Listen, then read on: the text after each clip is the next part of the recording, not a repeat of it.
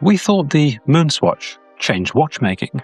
We thought it opened the doors, flattened the velvet rope, and turned the Speedmaster into something playful and inclusive. But what if it didn't change watchmaking at all? What if it simply perfected the monetization of hype? Because in its first year, it sold over 1 million units. 1 million. And somehow still felt scarce. That's not magic. That's design. And once you see the design, you can't unsee it.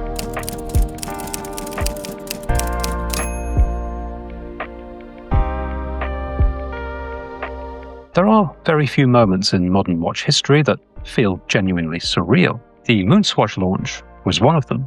People camped on pavements. Queues wrapped around city blocks in London, New York, Tokyo. Adults in camping chairs at 3 a.m. outside Swatch boutiques for a plastic quartz watch. Not teenagers, not hype beasts. These were bankers, students, office workers.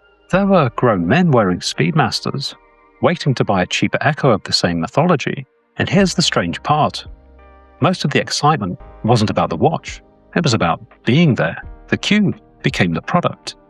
The wait became the ritual. And the wrist shot became proof of participation. You weren't buying a timepiece. You were buying a moment. And in a culture addicted to moments, that is enormously powerful. For a brief moment it felt historic. Luxury had cracked open its doors. Omega had descended from orbit. The watch worn on the moon was now democratized. And we loved it. But as with all great loves, there's usually a dose of bitterness, cheating, and outright dishonesty. On paper, it was genius.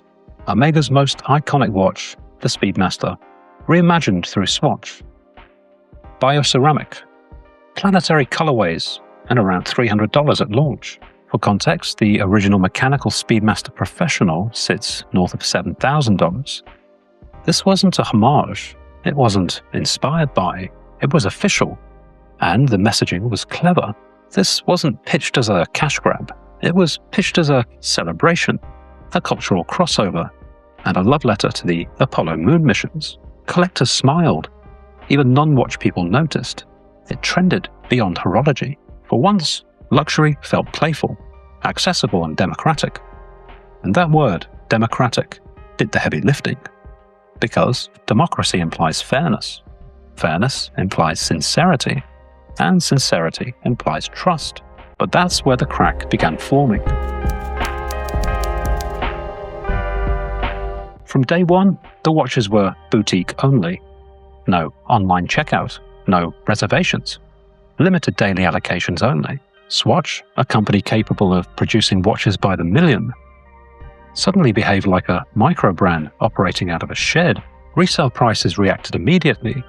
Within days, certain colorways were trading at $800 to over $1,000 for a $300 quartz watch.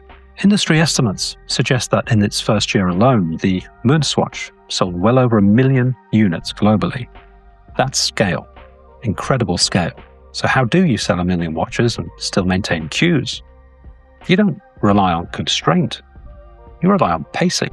And pacing, when applied to desire, can feel suspiciously like manipulation. And that was the hairline fracture. We just didn't want to look at it too closely. From Russia with Love is my favorite Bond movie. Stay with me, there's an analogy here. Not because of gadgets, not because of spectacle, but because it understands something subtle about power. Every Bond story has two antagonists. Here we have Blofeld, always off-screen, face hidden. He's the architect, the invisible force, the system pulling the strings behind the curtain. And then there's Red Grant. Disciplined, clinical, ruthless. He's the one who executes the plan without blinking. In the MoonSwatch story, Swatch are not Blofeld.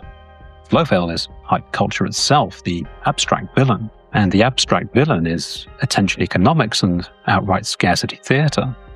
It's the modern machine that converts anticipation into profit. But Swatch are Red Grant. Swatch are not cartoon villains stroking fluffy white cats.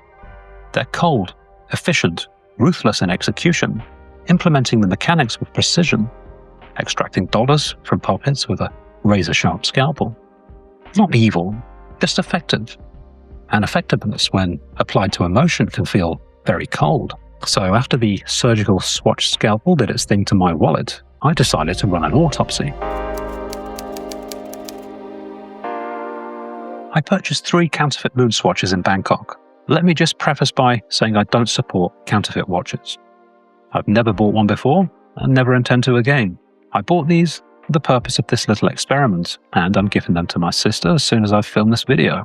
We have here Mission to Pluto, Mission to Jupiter, and the white Snoopy moon phase, all alongside my genuine black Snoopy moon phase. I bought these not out of rebellion, but out of analysis. Side by side, the similarities are striking. The bioceramic texture, nearly identical. The crystal distortion is extremely close, and the weight difference, negligible. The Velcro straps, the real one has slightly sharper printing, maybe 20% cleaner. 20%, that's it. And then there's the chronograph's seconds hand. On the genuine MoonSwatch, it ticks. On the counterfeits, it sweeps smoothly. Technically incorrect, but visually more satisfying. That's not endorsement, that's data. And when the imitation delivers 80 to 90% of the tactile experience, at under $20 as well, something becomes clear. The MoonSwatch wasn't expensive because of what it was expensive because of what it represented. And representation is scalable infinitely. Swatch Group's 2022 revenue climbed notably, with analysts widely crediting the MoonSwatch for driving foot traffic and brand revitalization across its portfolio. This wasn't accidental, it was commercially surgical. Remember, over 1 million units, and still, there were queues. If you can sell 1 million watches and maintain urgency, you're not constrained by supply, you're controlling distribution. Scarcity wasn't a limitation, it was a lever. Resale prices spiked in early months, then softened steadily as supply normalized. Market tracking platforms clearly show that arc. Surge, plateau, correction. That's not investment story, that's hype, encountering gravity. Swatch didn't need to lie. They didn't need to overpromise. They just needed to pace. And pacing in the hands of a corporation that understands attention economics is devastatingly effective. They didn't destroy heritage. They optimized it. They turned mythology into throughput, converted narrative into footfall, and they did it brilliantly. Then came Swatch and Blancpain 50 Fathoms. Same blueprint, same scarcity theatre, higher price but much lower excitement. The queues didn't roar, the resale spike barely twitched, because lightning in a bottle only happens once. The MoonSwatch felt spontaneous. The Blancpain felt procedural. As sequels go, this wasn't Godfather Part 2. This was closer to Son of the Mask. And here's the risk. When you repeatedly compress heritage into novelty, you don't just monetize mythology, you dilute it. Luxury survives parody, but it struggles to survive overexposure because consumers didn't riot, they evaluated. And evaluation is fatal to hype. Red Grant is dangerous, but even Red Grant can overplay his hand. The MoonSwatch wasn't a horological revolution. It was a cultural case study. It revealed how modern desire works. We don't just want objects.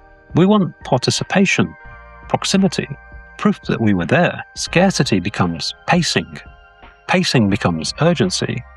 Urgency then becomes resale. And resale becomes validation. That's a loop. And all loops are profitable. But loops are not meaning. The disappointment was never about plastic. It was about expectation. You don't queue for fine, you queue for transcendence. The watch itself is playful.